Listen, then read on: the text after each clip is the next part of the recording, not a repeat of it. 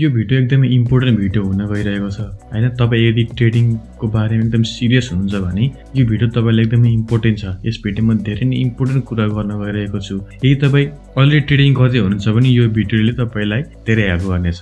मलाई दिनै तपाईहरुको मेसेज आउँछ कसरी डिपोजिट गर्ने, कसरी विथड्र गर्ने, के हो तरिका, फर्ममा कसरी पेमेन्ट गर्ने, के हो तरिका, कसरी विथड्र हुन्छ, कसरी डिपोजिट हुन्छ, कसरी ब्याङ्कमा पैसा निकाल्न मिल्छ कि मिल्दैन, क्रिप्टो गर्दा हुन्छ कि हुँदैन, अनि ब्रोकरमा पनि मिनिमम डिपोजिट कति हो, हामीले विथड्र गर्दा कुन प्रोसेसबाट गर्ने, स्किल अकाउन्ट कसरी भेरिफाई गर्ने, अनि एटिएम बाट गर्दाखेरि हुन्छ कि हुँदैन, एटिएम लिगल हो कि होइन, स्किल लिगल हो कि होइन।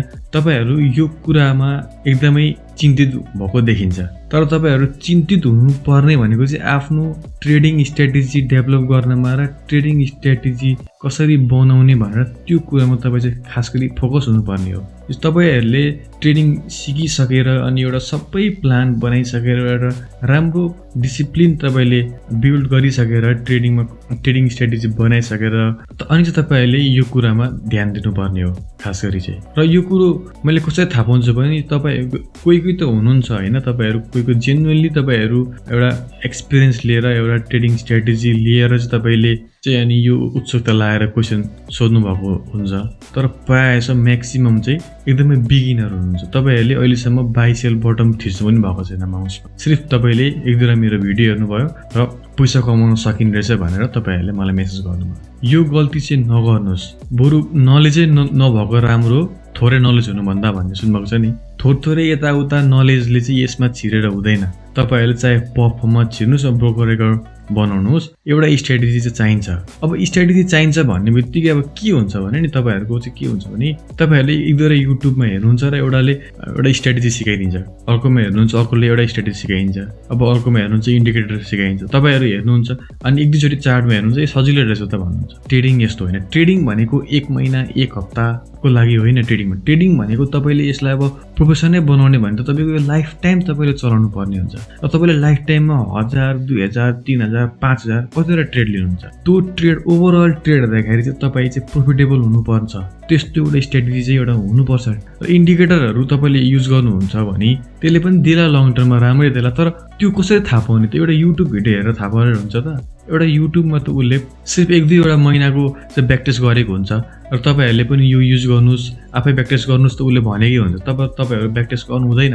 तपाईले कुन त्यो भिडियोमा कुन मार्केटमा त्यो देखाएको थियो, तपाई कुन मार्केटमा एप्लाई गर्दै हुनुहुन्छ, ब्याक टेस्ट पनि गर्नु हुँदैन। ब्याक टेस्ट पनि यसो एक दुई महिना एक दुईवटा ट्रेड हेर्नु चाहिँ ठुल्ठुलो प्रफिट कमाउने रहेछ त भनेर तपाई डाइरेक्टली अब एप्लाई गर्दिनुहुन्छ। र अब एप्लाई गरे पनि डेमोमा एप्लाई गर्नुस्, डेमोमा हेर्नुस्, त्यसलाई युज गरेर अनि डेमोमा युज गरिसकेपछि प्रफिट दिन सक्दो रहेछ, प्रफिटेबल बनाउन सक्छ होला भनेर अनि चाहिँ तपाईले त्यसलाई कन्सिडर गर्ने हो। डेमोमा तपाईले प्र्याक्टिस गर्नुपर्छ। र डेमो प्र्याक्टिस गर्नुपर्छ भनेर चाहिँ यो चाहिँ मैले भनेर चाहिँ तपाईलाई चाहिँ त्यो प्लेटफर्म चलाउन मात्रै सिक्नुस्, बाइ सेल गर्न मात्रै सिक्नुस्, कहाँ बाइ बटम हुन्छ, कहाँ सेल बटम हुन्छ, चार्ट कसरी हेर्ने त्यो मात्रै सिक्नुस् भनेको होइन। डेमोमा सिक्ने भनेको के हो भने तपाईले आफ्नो स्ट्र्याटेजी त्यहाँबाट युज गर्ने हो, कति रिस्क गर्ने हो भनेर चाहिँ एउटा रिस्क म्यानेजमेन्ट बनाएर अनि त्यो स्ट्र्याटेजीलाई फलो गर्ने हो। अनि तपाईले कति ब्यालेन्सबाट स्टार्ट गर्दै हुनुहुन्छ र कति ब्यालेन्सबाट स्टार्ट गरेर चाहिँ अब कति कमाउन सकिने रहेछ, 1 महिनामा कति % मैले रिटर्न ल्याउन जेनेरेट गर्न सके, यति % रिस्क गरेर भनेर यस्तो एउटा चाहिँ कुरो चाहिँ हामीले सिक्नुपर्छ डेमोमा। तर कतिपयले त डेमो सिक्नुहुन्छ हैन, सिक्नु त सिक्नुहुन्छ, 1 महिना 2 महिना सिक्नुहुन्छ, तर एउटा रिस्क म्यानेजमेन्टै फलो गर्नु हुँदैन। लट साइज ठुल्ठुलो लिनुहुन्छ, रिस्क म्यानेजमेन्ट फलो गर्नु हुँदैन, एउटा पोजिसन साइजिङ गर्नु हुँदैन। मैले यतिको स्टप लस आएको छ भने मैले यतिको लट साइज लिँदा ठिक हुन्छ भनेर एउटा त्यो पोजिसन साइजिङ गर्नु हुँदैन। र तपाईलाई कतिजना त पोजिसन साइजिङ भनेको के हो पनि थाहा छैन हैन। त्यसैले यसरी चाहिँ पुरै आधा अधुरो नलेज लिएर चाहिँ यो ट्रेडिङमा नछिर्नुस्, होइन भने एकदमै ह्युज प्रफिटको तपाईले सामना गर्नुपर्ने हुन्छ। र कतिपय त ह्युज प्रफिट सामना गर्नु भएको पनि होला। कसैले ह्युज प्रफिट गर्नु भएको छ र यो भिडियो अहिले हेर्दै हुनुहुन्छ भने तपाईहरुले बुझ्नु पनि भयो होला, तपाईले धेरै कुरा सिक्नु पनि भयो होला। मैले सबै कुरा सिकेर मात्र छिर्नु पर्ने रहेछ भनेर त्यो एउटा तपाईले सिकिसक्नु भयो होला। र जति पनि बिगिनरले हेर्दै हुनुहुन्छ कतिपयले त सुनेर त्यसै छोडिदिनुहुन्छ। यदि कोही एकदमै जेन्युनली यसमा लाग्न चाहनुहुन्छ, प्रोफेसन बनाउन चाहनुहुन्छ भने चाहिँ यो एडभाइस लिनुहोस्, डेमोमा प्र्याक्टिस गर्नुहोस्।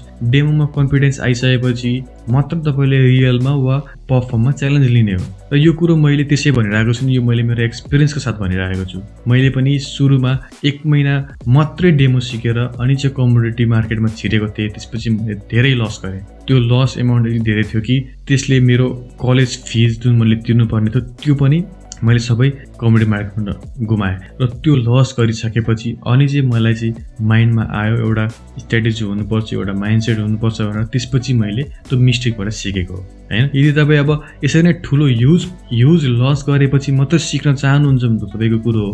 तर त्यो ह्युज लस फेस नगरिकन आरामले डेमो सिकेर अनि मात्रै रियल रेकर्डमा तपाईँले ती कुराहरू एप्लाई गर्नुभयो भने चाहिँ यो ठुलो लसबाट तपाईँ बच्न सक्नुहुन्छ। युट्युबमा तपाईँहरूले खोज्दाखेरि पनि खालि स्ट्र्याटेजी मात्र खोजेर हुँदैन। स्ट्र्याटेजी तपाईँले खोज्नु त पर्छ, स्ट्र्याटेजी पनि इम्पोर्टेन्ट हो होइन।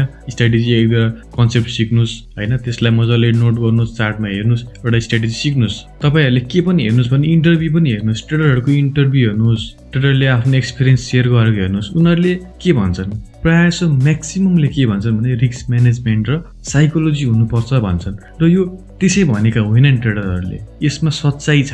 एउटा स्ट्र्याटेजीले मात्रै ट्रेडर प्रोफिटेबल हुँदैन वा ट्रेडरले पैसा कमाउँदैन। पैसा त कमाउनु होला स्ट्र्याटेजीले, एउटा ट्रेडमा कमाउनु होला, 2टा ट्रेडमा कमाउनु होला, तर लङ टर्ममा को रहिरहेको छ, को प्रोफिटेबल भइरहेको छ भनेर चाहिँ त्यो चाहिँ साइकोलोजीले नै हेर्ने हो हैन। तपाईँको साइकोलोजीले हेर्नु। अब साइकोलोजी भनेको चाहिँ अब के हो त, साइकोलोजीमा त भनेर भएन नि त। के हो त साइकोलोजी भनेको, तपाईँको एउटा ट्रेडिङ साइकोलोजी हुनु पर्यो, ट्रेडरको साइकोलोजी हुनु पर्यो। ट्रेडरले कसरी सोच्छ त्यसरी सोच्नु पर्यो। 90%ले लस गर्छन् त 90%ले कसरी सोच्छन् त्यसरी सोचेर हुँदैन। हामीले त्यो 10%ले कसरी सोच्छन् त्यसरी सोच्नु पर्यो। दिनै हामीले ट्रेड हेर्नु हुँदैन। धेरैवटा ट्रेड लिएपछि धेरै प्रफिट कमाइन्छ, निकै नै पैसा कमाइन्छ, रातारात धनी हुन्छ त्यसरी सोच्नु हुँदैन। दिनै ट्रेड लिने भन्दा पनि एउटा हाई क्वालिटी ट्रेड चाहिँ लिनुपर्छ। सबै कन्फ्लुएन्स हेरेर, हाई टाइम फ्रेम हेरेर, कुन ट्रेन्डमा चलिरहेछ मार्केट त्यही ट्रेन्डलाई फलो गरेर त्यसरी चाहिँ इन्टर गर्नुपर्छ मार्केटमा। दिनै चाहिँ पैसा कमायो भने धनी हुन्छु, यति दिनमा 10,000 5,000 कमायो भने त महिनाको यति हुन्छ भने यसरी सोच्ने होइन। ट्रेडिङमा त्यसरी हुँदैन। तपाईँको दिनै 5,000 कमाइँदैन। स्यालेरी जस्तो होइन, महिनैपछि 30,000 40,000 50,000 आउने त्यस्तो हुँदैन। ट्रेडिङ भनेको तपाईँले यो हप्तामा 1 लाख कमाउनु होला, अर्को हप्तामा 2 लाख कमाउनु होला, फेरि अर्को हप्ता 10 लाख कमाउनु होला। त्यस्तो हुन्छ ट्रेडिङमा। कहिले पनि एउटा सीमित हुँदैन।